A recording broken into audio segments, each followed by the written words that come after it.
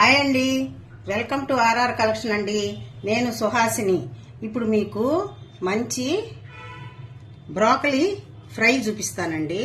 ఫ్రెష్గా మంచి బ్రోకలీ ఒకటి తెచ్చుకొని మనం దీన్ని ముక్కలు కట్ చేసుకుంటాం. బ్రోకలీ ఫ్రైకి ముక్కలన్నీ కట్ చేసి పెట్టుకున్నామండి. నేను ఒక పెద్ద సైజు ఆనియన్ కట్ చేసుకున్నాను, ఒక చిన్న సైజు టమాటాలు 2 కట్ చేసుకున్నాను. ఇప్పుడు మనం ఒక బాండిల్ పెట్టేసి కడాయి పెట్టి హీట్ ఎక్కిన తర్వాత ఆయిల్ వేసుకున్నాము. కొద్దిగా చాలండి ఆయిల్. ఇప్పుడు నూనె వేడెక్కేసిందండి. ఒక 1/2 టేబుల్ స్పూన్ ఆవాలు, ఒక 1/2 టేబుల్ స్పూన్ జీలకర్ర, ఒక 1/2 టేబుల్ స్పూన్ మినపప్పు,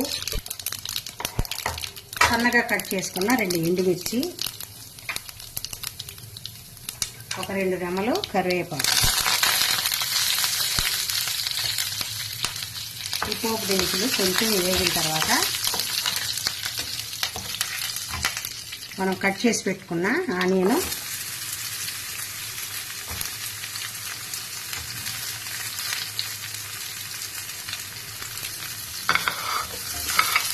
కొద్దిగా మెత్తబడిస్తామండి.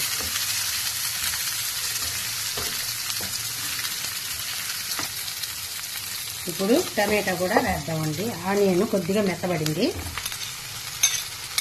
ఈ 2 కొంచెం బాగా ఉడకనిద్దామండి, కొంచెం సేపు. ఇప్పుడు ఆనియన్ టమాటో కొంచెం మెత్తబడ్డాయండి. ఇప్పుడు ఈ బ్రోకలీ ముక్కలన్నీ వేసేద్దాం. ఇప్పుడు ఇందులో ఒక 1/2 టేబుల్ స్పూను పసుపు వేసేయాలండి. మన టేస్ట్కి తగినట్టు సాల్ట్ వేసుకోవాలి. నేను ఈ స్పూన్తో 1.5 స్పూన్ వేసాను. కొంచెం వాటర్ ఇలా చిలకరించి, అంటే ఇది తొందరగా ఉడికిపోద్దండి. మనం మూత పెట్టేసి దాన్ని బ్రోకలీని ఉడికించుకుందాం. ఇప్పుడు కరెక్ట్గా ఉడికిపోయిందండి.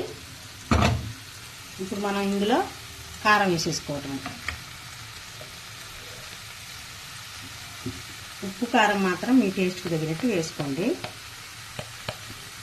నేను ఒక 1/2 టేబుల్ స్పూన్ వేస్తున్నానండి కారం. ఎక్కువగా కలపకూడదండి, నైస్గా అలా అలా అనాలి. అంటే అవి ముక్కలు చిదిరిపోతాయి. ఊరికే ఉడికిపోద్ది. ఇది ఒక 5-10 నిమిషాల లోపలే ఉడికిపోద్ది.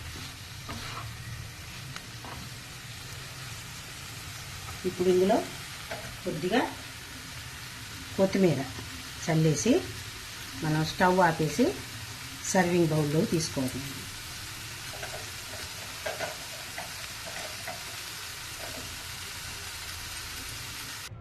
తీసుకోవటమే.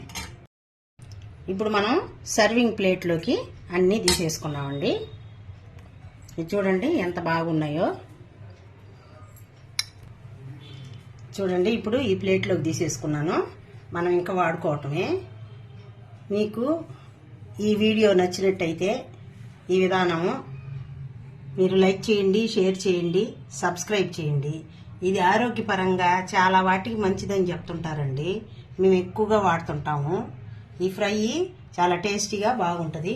మీరు తప్పకుండా ట్రై చేసి నాకు కామెంట్లో ఎలా వచ్చిందో చెప్పండి. బాయ్ అండి. నెక్స్ట్ ఇంకో వీడియోతో కలుస్తాను.